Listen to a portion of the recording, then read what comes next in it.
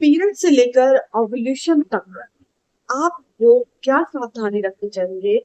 जब हमारा ओव्यूलेशन होने लगे तब हमें क्या सावधानी रखना चाहिए कि हम आसानी से कंसीव कर लें, और अगर हमने कंसीव कर लिया है तो हमारा इम्प्लांटेशन फेल ना हो। क्योंकि ओव्यूलेशन के जो वो कुछ टाइम होते हैं वो बहुत ही इंपॉर्टेंट होते हैं।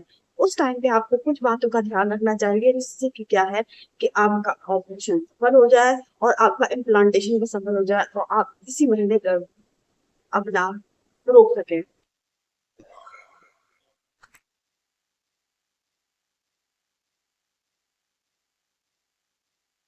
हेलो एवरीवन, स्वागत करती हूँ मैं आपका माइंड और हेल्थ में। मैं आपकी होस्ट डॉक्टर। सबसे पहली बात तो हर महिला को अपना ओव्यूलेशन ट्रैक करना आना चाहिए।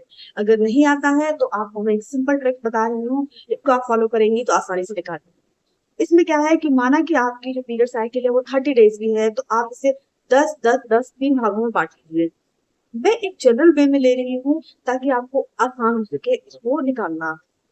तो आपके जो 10 दिन होते हैं वो आपके पीरियड स्टार्ट होते हैं वहां से 10 दिन निकल जाते हैं। उस आखिरी के 10 दिन होते हैं वो पीरियड आने के लिए तैयारी हो जाती है उसकी। बीच के जो 10 दिन होते हैं वो आपका बहुत ही अहम दिन होते हैं।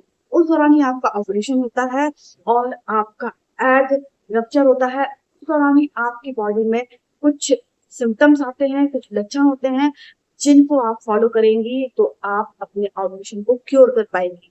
तो इनमें से इस दौरान क्या होता है, बहुत सी महिलाएं होती हैं जो कुछ ज्यादा ही स्ट्रेस ले लेती हैं कि हमारा ओवुलेशन हो रहा है, कुछ ज्यादा ही क्योर हो जाती हैं।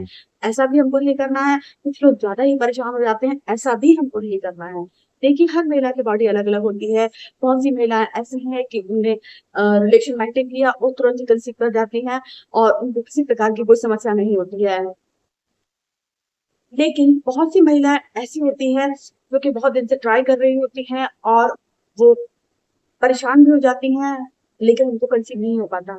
तो मैं उन लोगों के लिए ये एडवाइस दे रही हूँ जिन लोग को आपका गर्भ ठहरने में थोड़ी परेशानी हो रही है, तो आप इन सावधानियों का इस्तेमाल करेंगे, ध्यान रखेंगे, तो आप 100% कंसीव करेंगे। तो आपको क्या करना है ऑपरेशन के टाइम पे, सबसे अहम बात कि आपको स्ट्रेस नहीं लेना है। अब आप बोलेंगे कि स्ट्रेस क्या है, स्ट्रेस तो सबको होता है। तो देखिए, इसके बहुत सारे उपाय हैं। आप स्ट्रेस, देखिए सबको होता है, मैं मानती हूँ, पर इसके स्ट्रेस के बहुत सारे होने के कारण भी हैं और उपाय भी हैं। तो देखिए, सबसे पहली बात तो आप क्या है कि सुबह जल्दी उठिए, टहलिए, इसके साथ में मेडिटेशन कीजिए। इससे क्या है, आप हल्का फील करेंगी, आप पॉजिटिव वाइब्स आएंगी और आप अच्छा फील होगा, जिससे क्या स्ट्रेस कम हो। तो उसके बाद क्या है कि आप लिखिए और इसको एक डायरी मेंटेन कीजिए, उसपे लिखिए। लिख लिख के आप देखिए तो इससे आपका स्ट्रेस बहुत हद तक बूस्ट होगा, आपको बहुत अच्छा लगेगा।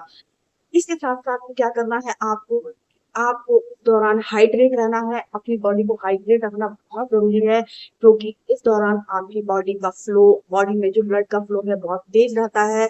और साथ में इसी दौरान आपको सर्वाइकल म्यूकस निकलता है जो कि वाटरी होता है। आपकी बॉडी में जितना आप हाइड्रेट रखेंगी, उतना ही आपकी बॉडी के लिए अच्छा रहता है। और ओवुलेशन के टाइम पर आपको बहुत सहजता महसूस होती है। तो आप इस दौरान अपने बॉडी को हाइड्रेट रखिए, पर्याप्त मात्रा में पानी पीजिए।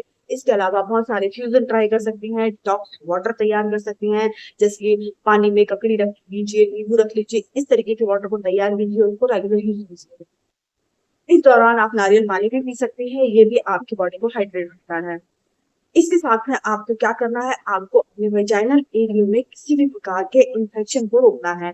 इसके लिए आप क्या करें कि आप सादा पानी से अपने वेजाइनल एरिया को साफ करते रहिए। इसके अलावा क्या है कि आप इस दौरान मेथी का पानी उबाल के और अजवाइन का पानी इसको उबाल के ठंडा करके अपने वेजाइनल एरिया को साफ कर सकते हैं। किसी प्रकार का जो मार्केट से प्रोडक्ट होता है वेजाइनल एरिया को साफ करने का, उसका उपयोग अपना करें। इससे क्या है, ये वेजाइनल एरिया का पीएच का लेवल खराब कर देता है और आपकी जो गुड बैक्टीरिया है उनको ये हार्म कर देता है। इससे क्या है, आपको कंसीव करने में प्रॉब्लम हो सकती है। आप अपनी बॉडी को हाइड्रेट रखते हैं, इससे आपका गैस सर्वाइकल म्यूकस अच्छा बनता है और आप रिलेशन मेंटेन करते हैं। उस दौरान क्या है, स्पर्म जल्दी मूव करके वेजाइनल एरिया को पार करते हुए, सर्विस से पार करते हुए फैलोपियन ट्यूब में जल्दी से पहुंच जाते हैं, जिससे क्या है कि आपका एग जल्दी फर्टाइल हो जाता है। तो इसके साथ साथ आपको क्या करना है, आपको अपनी डाइट को बहुत बैलेंस रखना है। आपको ऐसी चीजें अपनी डाइट में नहीं शामिल करना है जो कि गर्म हो। प्रोसेस्ड फूड आपको शामिल नहीं करना, मैदे वाली, तला भुना, इस तरीके की चीजों को आपको अवॉइड करना है। और इसके साथ में आप क्या है, आइसक्रीम, कोल्ड ड्रिंक्स, इन सबको भी अवॉइड करना है। और अगर बहुत से अल्कोहल का यूज करते हैं, इसको तो बिल्कुल ही अवॉइड करना है। इन चीजों का आपको विशेष ध्यान रखना है।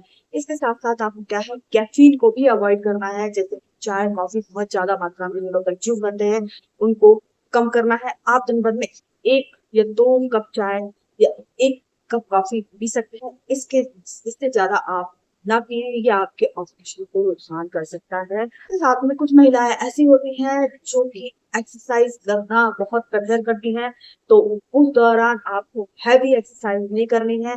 आपको उस दौरान हल्के फुल्के प्राणायाम करना है, वॉकिंग करनी है, मेडिटेशन करना है। आपको हैवी एक्सरसाइज से बचना है। तो इन सब चीजों को आपको विशेष ध्यान रखना है। और एक विशेष बात, इस दौरान आपका लिबिडो बहुत हाई रहता है। अगर आप इस दौरान रिलेशन मेंटेन करेंगी, तो आप गर्भिणी हेल्थ में निश्चित ही सफलता मिलेगी। तो आप इन बातों को देखें, फॉलो करें, और आप देखेंगे आप अपने ओव्यूलेशन के रेगुलेट कर पाएंगी और बहुत जल्द ही गर्भ धारण करेंगी। तो आई थिंक सो आपको मेरे बारे में जानकारी अच्छी लगी होगी।